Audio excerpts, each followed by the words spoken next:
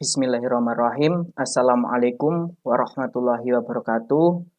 Di sini saya dari kelompok 12, kelompok terakhir, akan membahas tentang takwil, nasakh, muradif, dan musyarak. Nah, di dalam kelompok 12 ini, kita beranggotakan saya sendiri, Andri Syahrul Prayoga, dan yang kedua yaitu Mas Khairul Umam. Nah, di sini ada peta konsep yang terdiri dari sub-sub tema yang akan dibahas oleh kelompok 12. Untuk takwil dan nasakh ini akan dibahas oleh Mas Khairul Umam. Untuk muradif dan musytarak ini saya akan membahasnya. Assalamualaikum warahmatullahi wabarakatuh. Saya Khairul Umam akan menjelaskan tentang takwil dan nasakh.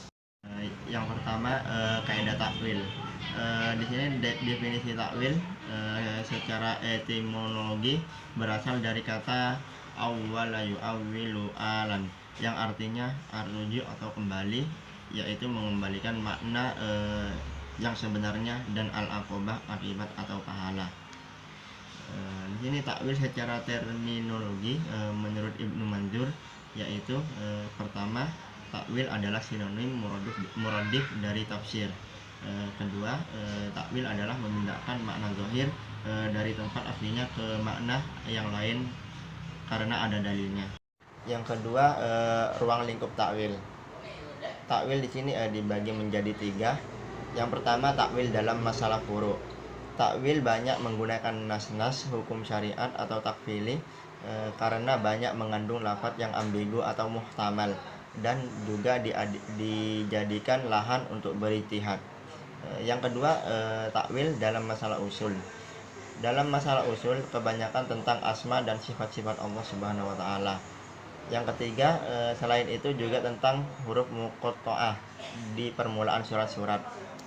Bentuk-bentuk takwil di sini ada tiga. Yang pertama, mengkhususkan lafaz yang umum kepada yang khusus dalam bahasa usul, yaitu taksis al-um. Yang kedua, membatasi makna yang mutlak, yaitu mengalihkan makna yang mutlak kepada yang terbatas muqayyad dalam bahasa usul, yaitu taqyid al-mutlak. Yang ketiga, mengalihkan makna yang hakiki kepada makna majasi. Di sini syarat-syarat takwil. Adapun syarat-syarat takwil di sini ada 7. Yang pertama, adanya sebab yang menghendaki takwil, seperti adanya pertentangan dua dalil yang tidak dapat dipecahkan kecuali dengan jalan takwil. Yang kedua, takwil tidak boleh menggugurkan nas syar'i lainnya. Yang ketiga, lafaz yang dapat ditakwil merupakan lafaz yang asalnya dapat ditakwil. Yang keempat, takwil harus berdasarkan dalil yang sahih dan makna dalil batin harus lebih kuat dari makna zahirnya. Yang kelima, takwil yang dihasilkan harus selaras dengan makna bahasa Arab, yaitu makna syar'i dan makna urf. Yang keenam, apabila takwil dengan qiyas, maka yang digunakan yaitu qiyas al-jali. Yang ketujuh, orang atau pelaku yang melakukan takwil harus seorang mujtahid yang memiliki bekal-bekal ilmu bahasa Arab dan ilmu-ilmu syar'i. Yang kedua yaitu kaidah nasakh. Adapun definisi nasakh secara epistemologi, pengertian nasakh terbagi menjadi tiga, yaitu al-ibtal, penghapusan, al-izalah, peniadaan, dan an-nakal, perpindahan. Nah, secara terminologi, nasakh adalah penghapusan atau pembatalan suatu hukum yang datang di kemudian. Macam nasakh, Khalid Ramadan Hasan dalam kitabnya Mu'jam fi Ushul Fiqih membagi nasakh menjadi 4, antara lain: yang pertama, Al-Quran yang dinasakkan dengan Al-Quran; yang kedua, Al-Quran dinasakkan dengan As-Sunnah; yang ketiga, As-Sunnah dinasakkan dengan Al-Quran; yang keempat, As-Sunnah dinasakkan dengan As-Sunnah. Adapun syarat-syarat nasakh di sini dibagi menjadi 3. Yang pertama, yang dinasakkan berupa hukum syara'. Yang kedua, menjelaskan tidak berlakunya dalil terdahulu yang datang secara terpisah dan terkemudian datang dari dalil mansukh. Yang ketiga, mansukh tidak menunjukkan berlakunya hukum untuk selamanya. Saya Andri Syahrul Prayoga. Selanjutnya saya akan membahas tentang muradif dan musyarak. Alangkah baiknya kita mengetahui definisi dari muradif terlebih dahulu. Nah, untuk muradif, makna muradif secara etimologi ialah membonceng atau ikut serta. Sedangkan dalam bahasa Indonesia, muradif itu dapat dimaknai sebagai sinonim. Apa itu sinonim? Sinonim itu persamaan sebuah kata yang memiliki satu makna yang sama. Nah, sedangkan menurut ahli usul fikih juga mengemukakan dari definisi muradif, yakni beberapa kata atau lafadz yang terpakai untuk satu makna. Teman dapat disimpulkan bahwasanya jika ada beberapa kata atau lafadz yang memiliki makna yang sama, itu dinamakan dengan muradif. Nah, teman-teman, di sini ada berbagai ragam dari contoh-contoh muradif. Yang pertama, yakni lafadz al-asyadu serta al-laisu. Dari kedua kata di atas atau lafadz di atas memiliki arti yang sama, yaitu singa. Yang kedua, yakni lafadz al-mu'adib. Selanjutnya al-mu'alim, selanjutnya al-mudaris, dan al-ustad. Ini dari semua lafadz di atas juga memiliki makna yang sama, yakni guru atau bisa dikatakan pendidik.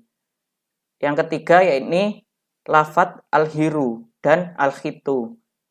Nah, kedua lafadz tersebut juga memiliki arti yang sama, ialah kucing. Yang keempat yakni lafadz al-bait, al-manjil, serta ad-daru. Nah, dari ketiga lafadz tersebut itu juga memiliki satu makna, yakni rumah.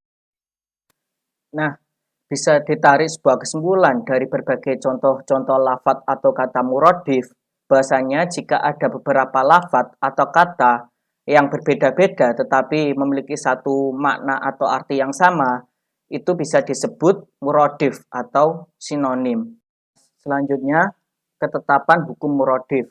Imam Syafi'i menyatakan bahwasanya bahwa mengganti lafadz takbir dengan muradifnya menggunakan lam maka diperbolehkan. Sedangkan Imam Hanafi juga membolehkan mengganti lafadz takbir dengan lafadz Allahul Adzim. Nah, teman-teman perlu diketahui bahwasanya ketetapan hukum muradif di sini ialah mengacu tentang timbulnya suatu persoalan yang dikarenakan adanya lafadz atau kata muradif. Kendati demikian, para ulama juga mempersoalkan tentang hukum muradif ini. Dalam kaidah usul fikih, mendudukkan dua muradif pada tempat yang lain itu diperbolehkan jika dibenarkan oleh syara. Wajib dipahami teman-teman bahwasanya perbedaan tersebut hanya menyangkut aspek non-Al-Quran, sebab Al-Quran merupakan landasan setiap umat muslim saat menunaikan ibadah, terkecuali pada Al-Quran yang tidak boleh selama-lamanya untuk diganti.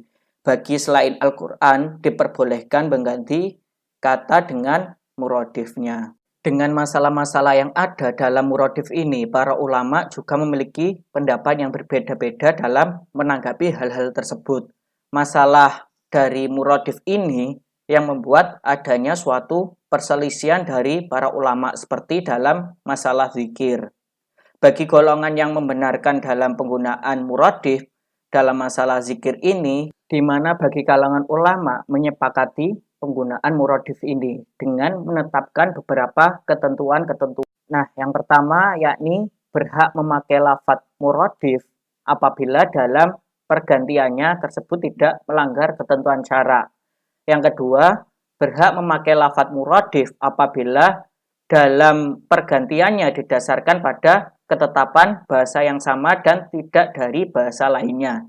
Nah, teman-teman, di sini jika menggunakan muradif, ulama-ulama juga memiliki ketentuan-ketentuan yang telah disepakatinya. Seperti yang pertama, jika menggunakan lafadz muradif, ini tidak boleh melanggar dari ketentuan syara.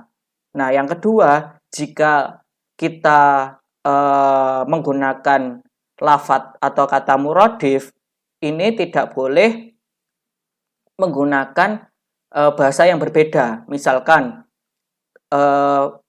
lafadz atau kata bahasa Arab terus diganti dengan bahasa Indonesia. Itu tidak diperbolehkan. Jika menggunakan bahasa Arab dengan bahasa Arab, itu diperbolehkan. Selanjutnya kita akan membahas tentang kaidah musyawarah. Nah, teman-teman, sebelum kita beranjak lebih jauh, sebaiknya kita mengetahui terlebih dahulu apa itu definisi musyawarah. Yang pertama, definisi musyawarah menurut tinjauan etimologi yaitu memiliki arti berserikat atau berkumpul. Nah, yang kedua, menurut perspektif usul fikih, musyawarah merupakan suatu lafadz yang ragam makna berbeda-beda. Sedangkan menurut pendapat Abu Zahrah juga menyatakan bahwa suatu lafadz yang musyawarah tidak bisa dimaknai dengan seluruh makna dalam lafadz itu sendiri dengan bersamaan, melainkan hanya dimaknai salah satunya saja. Nah, teman-teman, dapat ditarik sebuah kesimpulan dari berbagai definisi tentang musyawarah bahwasanya jika ada lafadz yang memiliki berbagai makna yang berbeda-beda, itu dinamakan musyawarah. Nah, di dalam penggunaan musyawarah ini juga tidak boleh menggunakan berbagai ragam makna tersebut itu secara bersamaan, tetapi harus dipilih salah satunya. Seperti contoh lafadz quru. Lafadz quru di sini memiliki arti masa haid atau masa suci. Nah, di dalam penggunaannya ini tidak boleh digunakan secara bersamaan, tetapi harus dipilih salah satu. Misal seperti lafadz quru memiliki arti masa haid. Gitu, teman-teman. Teman-teman, di sini ada berbagai ragam dari contoh-contoh musyawarah. Yang pertama, lafadz idhabun memiliki dua makna, yaitu pergi atau hilang. Selanjutnya yang kedua, lafadz quru memiliki dua makna, ialah masa suci atau masa haid. Yang ketiga yakni lafadz ainun memiliki tiga makna, yakni mata, mata air atau mata-mata. Yang keempat, lafadz yadun memiliki dua makna, yaitu tangan kanan atau tangan kiri. Yang kelima, lafadz sanah memiliki dua makna, ialah tahun Masehi atau tahun Hijriah. Nah, dari berbagai bentuk atau contoh-contoh musyawarah di sini, teman-teman, kita dapat mengetahui bahwasannya jika ada lafadz atau kata yang memiliki beberapa makna, yaitu 2, 3, atau 4, ini dinamakan musyawarah. Nah, di dalam penggunaan musyawarah di sini juga dapat teman-teman ketahui tidak boleh digunakan secara bersamaan. Misalkan ainun. Nah, lafadz ainun di sini kan ada tiga makna, yakni mata, mata air atau mata-mata. Di dalam penggunaannya tidak boleh secara bersamaan maknanya, seperti mata dan mata air itu tidak boleh, tetapi harus dipilih salah satu, yakni seperti mata. Itu, teman-teman. Selanjutnya kita akan membahas tentang ketetapan hukum musyawarah. Nah, di sini saya mengambil pendapat dari jumhur ulama menyatakan pendapatnya tentang hukum musyawarah, yakni memakai lafadz musyawarah pada dua hingga beberapa makna adalah boleh. Nah, teman-teman, dari pendapat jumhur ulama tersebut, mereka beralasan pada dasar firman Allah di dalam Al-Quran, surat Al-Hajj ayat 18, yang artinya, apakah kamu tidak mengetahui bahwa kepada Allah bersujud apa yang ada di langit, di bumi, matahari, dan bulan, bintang, gunung, pepohon-pohonan, binatang-binatang yang melata, dan sebagian besar daripada manusia. Nah, di dalam ayat tersebut, di dalam Quran surat Al-Hajj ayat 18 yang artinya sudah saya jelaskan tadi, lafadz sujud merupakan musyawarah karena bisa berarti meletakkan dahi di tanah dan bisa berarti tunduk. Dan dalam ayat tersebut ditunjukkan pada manusia dan makhluk yang tidak berakal seperti bumi, langit, bulan, dan lain-lain. Nah, di samping itu, memang ada juga ulama yang beranggapan bahwasanya menggunakan lafadz musytarak dalam dua makna atau lebih adalah tidak boleh, teman-teman. Terima kasih, cukup sekian dari presentasi kelompok 12. Saya akhiri. Wassalamualaikum warahmatullahi wabarakatuh.